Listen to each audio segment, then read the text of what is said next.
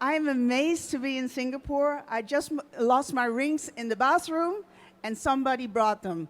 So, hey, hello, thank you, Singapore.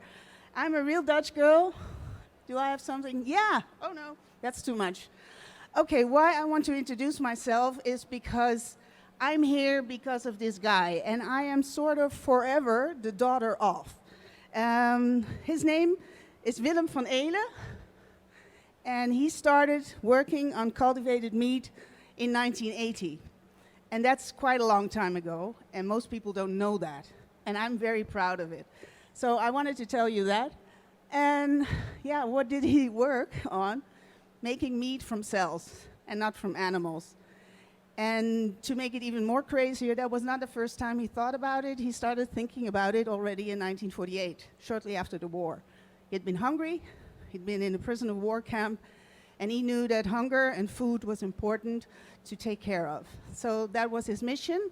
And when I was 14, and that is also a long time ago, I started explaining people that you could make meat from cells. Tonight, I will go to dinner somewhere here in Singapore, because of the awesomeness of Singapore, but also because of my dad. And for the first time in a restaurant and not somewhere hidden away in a lab, I will have cultivated meat. So also for that, Singapore, thank you. Being his daughter and not shying away from this industry, that industry that needs to happen for all of us, that makes me a very busy lady. And I'm going to sort of highlight 3 things out of this. It's Kind Earth Tech, it is the 60 million we already talked about, and it is the industry maps from Kind Earth Tech, and of course it is Respect Farms. All happening in the Netherlands. What is this? Cellular Agriculture Netherlands is a foundation, a group of people, very diverse, working on a plan. Took us about 2 years to take money from our governments that is supposed to be put in on an ecosystem badly needed for a level playing field in cultivated meat and precision fermentation. So it's not just cultivated meat, also precision fermentation. We want to make milk, we want to make meat without animals. A lot of the people that are in this group are here. Meatable, Mosa Meat, Edsgebijl van Wageningen. All of them are part of this consortium, and we are going to make the best out of that money because it's public money, and we want it on open source innovations. This is an ecosystem, level playing field. So it's going to go into R&D, it's going to go into education from the ground up. Because yes, you can have some marvelous thing at university, but if nobody wants to actually have that course, it's not going to happen. And we're going to try as much as we can to scale it up, because we all know that scaling up is super important in this industry to show that we can actually produce and get out of the valley of death for you. So we invite you, companies that want to scale up, to work with us, to be partner with us, to make sure that we can at least show you that what you are working on, the techniques that you have, are actually able to scale up. And then that's the second thing, Kind Earth Tech. I'm not only in awe of cultivated meat because of my dad. I am in awe of all novel foods. And I found a friend in San Francisco. Her name is Olivia Fox-Caban. And many of the people here, and mostly the investors, know her famous industry maps that she makes. And together we started Kind Earth Tech. We started in San Francisco. We ended in my hometown, Amsterdam. And we're also doing that here in Singapore. We already had our first Kind Earth Tech event here in Singapore, organized together with the amazing Sandhya Sriram.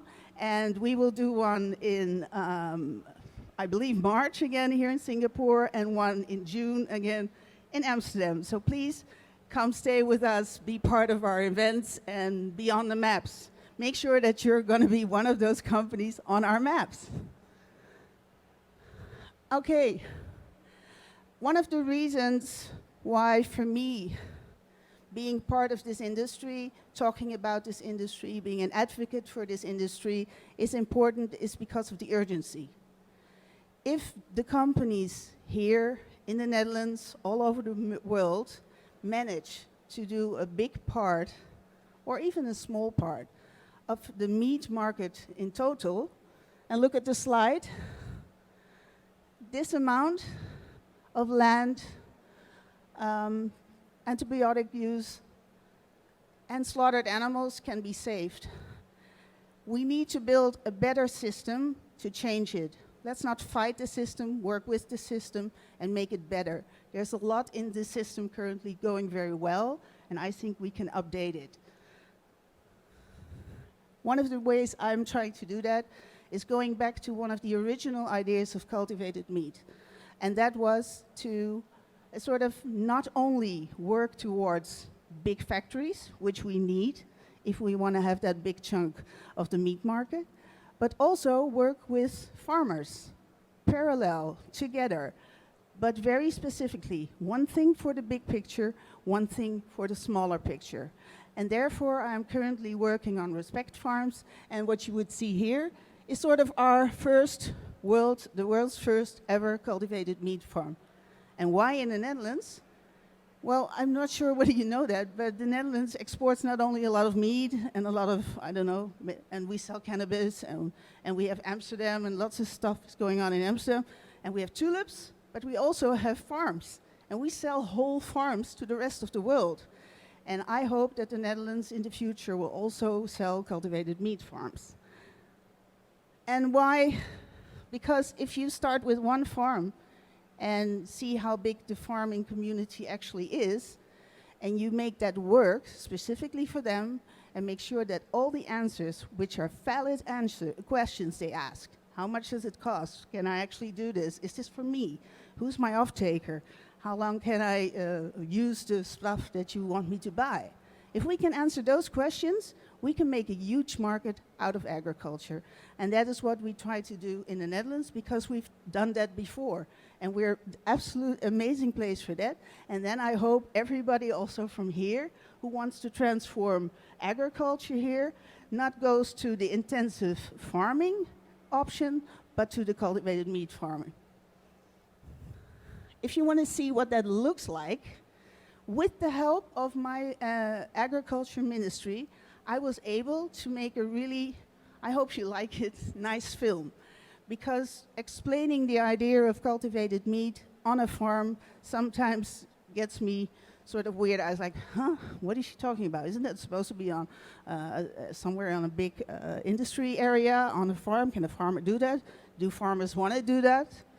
Well, maybe not all farmers, but if you look again to the sheer scale of farming, if, for instance, 55% of the European farmers would want to become a cell farmer, as European research has shown, that's a huge market. That's business. And that's a really nice way of innovating the food producers. So go to the website. It's called Respect Farms. We have the film, what it would look like. It's a vision film, and it's maybe not even my vision. It's a vision of what could happen if we would design specifically for that route. And then this is my dad, and he talked about and with farmers already from, I think, 2002. He was heavily attacked by farmers, by vegetarians, and by vegans when he posted his articles about this possible future food.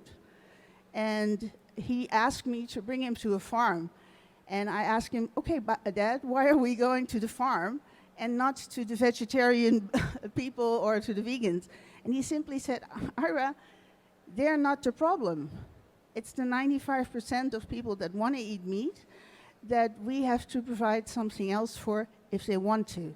And the other thing that he found extremely important, that in the originality from his idea, at the time which was extremely original, he wanted farmers to be part of this industry, either for feed, either as producers, either as the guys that will make the biopsies.